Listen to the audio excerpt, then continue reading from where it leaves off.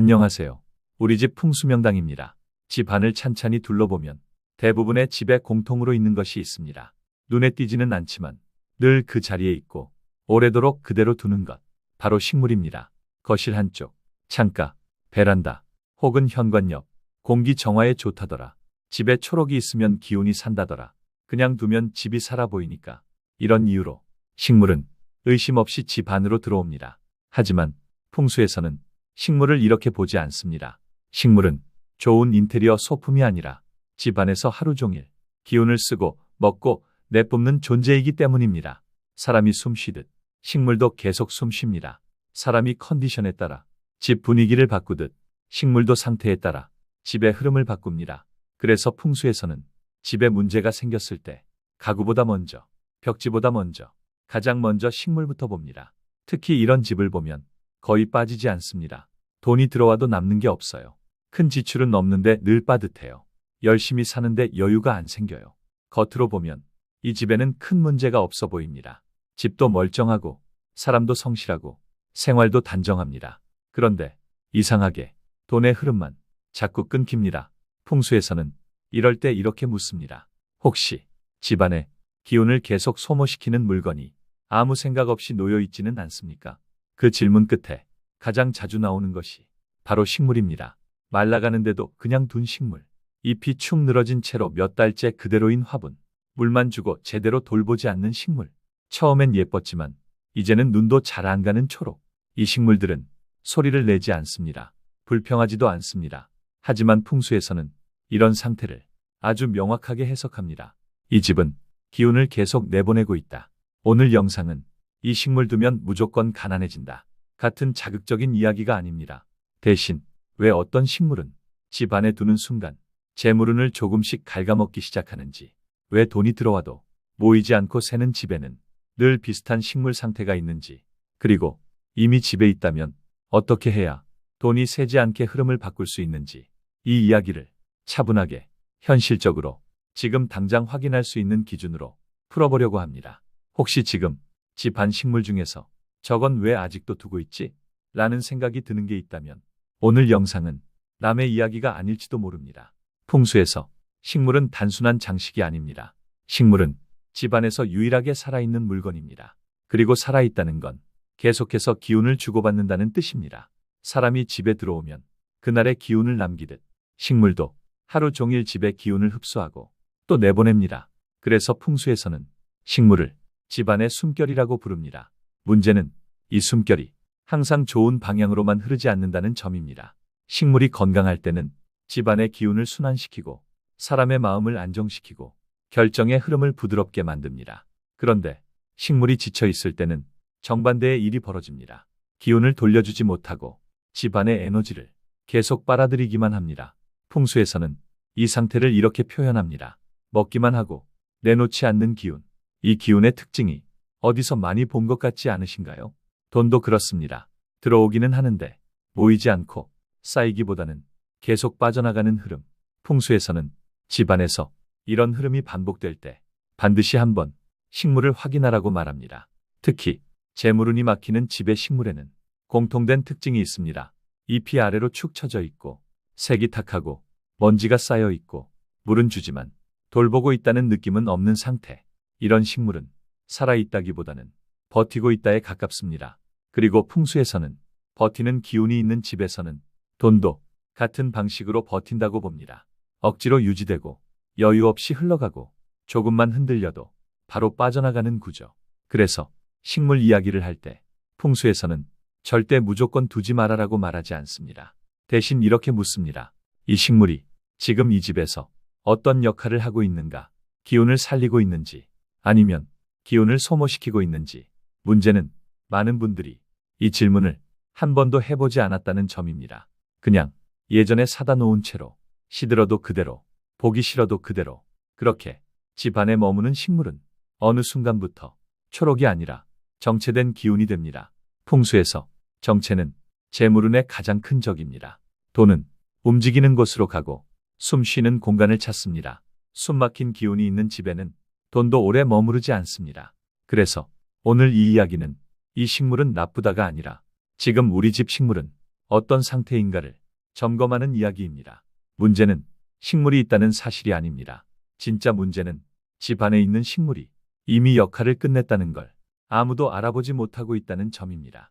풍수에서 재물운을 가장 많이 깎아먹는 식물은 비싼 식물도 아니고 특별히 흉한 식물도 아닙니다. 오히려 이런 식물입니다. 예전에 누가 줬던 식물, 언젠가 예뻤던 식물, 죽지는 않았으니까 그냥 두는 식물. 이 식물들의 공통점은 지금의 집과 어울리지 않는 상태라는 겁니다. 풍수에서는 집을 하나의 생명체처럼 봅니다. 사람이 나이를 먹고 생활 패턴이 바뀌듯 집도 사는 사람의 흐름에 따라 기운이 계속 바뀝니다. 그런데 집은 변했는데 식물만 예전 자리에 그대로 남아있다면 어떤 일이 생길까요? 기운의 속도가 어긋납니다. 집은 앞으로 가려고 하는데 식물은 과거에 머물러 있는 상태. 이 상태가 오래되면 집 안에서는 이상한 일이 반복됩니다. 돈이 들어오기는 하는데 쌓이지 않고 생각보다 빨리 나가고 큰 지출은 없는데 항상 빠듯한 느낌. 풍수에서는 이걸 기운의 발목을 잡는 구조라고 부릅니다. 특히 재물운을 막는 식물에는 세 가지 특징이 있습니다. 첫 번째, 잎이 아래로 축 처진 식물입니다. 아래로 처진 잎은 풍수적으로 기운이 계속 빠져나간다는 신호입니다. 이런 식물이 거실이나 현관 근처에 있으면 돈도 들어오기보다 흘러나가는 방향으로 움직이기 쉽습니다. 두 번째, 물은 주지만 손길은 멈춘 식물입니다. 형식적으로만 물을 주고 먼지는 쌓이고 잎 상태는 보지 않는 식물. 이건 관리하지 않는 관계의 상징입니다. 풍수에서는 이 기운이 돈과의 관계에도 그대로 반영된다고 봅니다. 돈을 벌긴 하지만 관리하지 않아서 항상 어디로 갔는지 모르는 상태. 세 번째, 집 안 분위기와 전혀 어울리지 않는 식물입니다. 집은 차분해졌는데 식물은 여전히 무겁고 공간은 밝아졌는데 식물만 탁한 기운을 가지고 있는 경우, 이럴 때 식물은 기운을 살리는 존재가 아니라 기운을 끌어내리는 존재가 됩니다. 문제는 이 모든 상황이 아주 조용히 진행된다는 겁니다. 식물은 말을 하지 않기 때문에 사람은 그냥 있는 거지 뭐라고 생각합니다. 하지만 풍수에서는 이렇게 말합니다. 말하지 않는다고 영향이 없는 건 아니다. 식물은 집 안에서 하루 종일 기운을 흡수합니다. 상태가 좋은 식물은 그 기운을 다시 돌려주지만 상태가 나쁜 식물은 흡수만 하고 돌려주지 않습니다. 이게 반복되면 집 안의 기운은 점점 무거워지고 결정은 느려지고 돈은 머무르지 않습니다. 그래서 집 안에 식물이 있는데도 이상하게 집이 답답하게 느껴진다면 그건 식물이 부족해서가 아니라 식물이 제 역할을 하지 못하고 있기 때문일 가능성이 큽니다. 이제부터는 판단을 해야 할 시간입니다. 어렵게 생각할 필요 없습니다. 식물 이름도 몰라도 되고 풍수 지식도 필요 없습니다. 집 안에 있는 식물을 보면서 이 세 가지만 차분히 확인해 보시면 됩니다. 첫 번째 기준은 이 식물이 지금도 숨 쉬고 있는가입니다. 잎이 초록이냐, 크기가 크냐가 아닙니다. 중요한 건 기운이 위로 향하고 있느냐입니다. 잎 끝이 계속 아래로 떨어져 있고 줄기가 힘없이 늘어져 있고 전체적으로 버티고 있는 느낌이 든다면 그 식물은 이미 흐름을 따라가지 못하고 있는 상태입니다.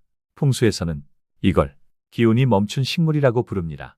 이런 식물은 살아있어도 재물운을 돕지 않습니다. 오히려 집 안의 기운을 조금씩 끌어내립니다. 두 번째 기준은 내가 이 식물 앞에서 어떤 감정이 드는가입니다. 식물을 볼 때 기분이 밝아지는지 아니면 괜히 귀찮아지는지 물 줘야 하는데 먼지 좀 닦아야 하는데 이런 생각이 먼저 든다면 그 식물은 이미 부담의 상징이 되어 있습니다. 풍수에서는 부담을 주는 물건이 재물운을 붙잡지 못한다고 봅니다. 돈은 편안한 흐름을 좋아하지 의무가 붙은 자리를 좋아하지 않습니다. 세 번째 기준은 최근 6개월 동안 이 식물에 손이 간 적이 있는가입니다. 물 말고요. 정말로 잎을 살펴본 적이 있는지, 자리를 바꿔본 적이 있는지, 먼지를 닦아본 적이 있는지 아무 기억이 없다면 그 식물은 이미 생활에서 빠져나간 존재입니다. 풍수에서는 생활에서 빠져나간 존재가 공간에 오래 남아있으면 재물운의 속도가 느려진다고 봅니다. 이 세 가지 기준 중 두 가지 이상이 해당된다면 그 식물은 정리 대상입니다. 여기서 중요한 건 죽은 식물만 치워라가 아닙니다. 지금의 나와 지금의 집에 맞지 않는 식물을 정리하라는 겁니다. 많은 분들이 여기서 망설입니다. 그래도 살아있는데 정이 들어서 버리면 안 될 것 같아서. 하지만 풍수에서는 이렇게 말합니다. 살아있다는 것과 머물러야 한다는 건 다른 문제다. 식물은 살아있기 때문에 흐름이 중요합니다. 지금의 흐름에 맞지 않으면 정리는 버림이 아니라 자리 이동입니다. 식물을 정리할 때 가장 많이 묻는 질문이 있습니다. 언제 치우는 게 좋을까요? 아침이 나을까요? 저녁이 나을까요? 날짜도 따져야 하나요? 하지만 풍수에서는 이렇게 복잡하게 보지 않습니다. 돈복이 살아나는 정리는 타이밍보다 마무리 방식이 더 중요합니다. 그래서 딱 이 순서만 지켜주시면 됩니다. 첫 번째 단계는 하루가 끝나기 전입니다. 식물을 정리할 때는 아침보다 해가 지기 전이 좋습니다. 왜냐하면 풍수에서 식물은 낮에 기운을 많이 품는 물건이기 때문입니다. 낮 동안 머금은 기운을 그날 안에 정리해야 기운이 끊기지 않고 깔끔하게 마무리됩니다. 내일 해야지 하고 밤을 넘기면 기운은 중간에서 멈춥니다.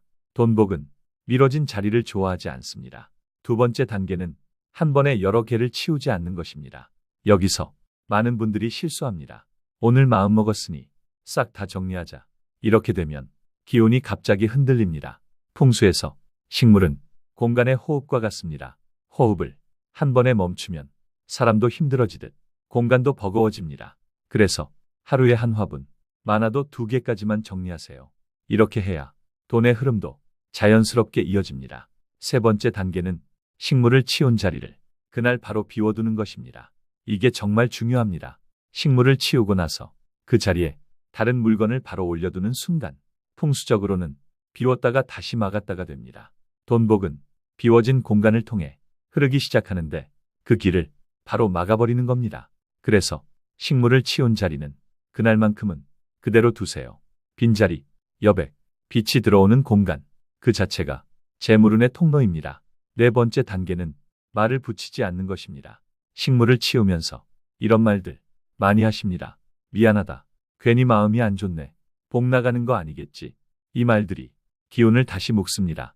풍수에서는 정리할 때 감정 설명을 붙이지 않습니다. 대신 속으로 이 한 문장만 충분합니다. 이제 내 집에는 살아있는 기운만 남긴다. 말이 아니라 의도입니다. 이 의도가 생기면 정리는 손해가 아니라 정비가 됩니다. 마지막 단계는 정리한 날에는 새 식물을 들이지 않는 것입니다. 이건 돈과 아주 직접적으로 연결됩니다. 비운 날에 다시 채우면 돈도 같은 방식으로 움직입니다. 들어왔다가 바로 나가는 흐름. 그래서 정리한 날은 아무것도 들이지 마세요. 식물도 물건도 큰 지출도요. 이 하루의 리듬이 집의 재물운을 다시 정렬해 줍니다.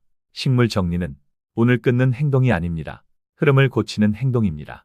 이 순서대로만 해도 집안 공기가 달라지고 이상하게 지출 앞에서 한 박자 멈추게 됩니다.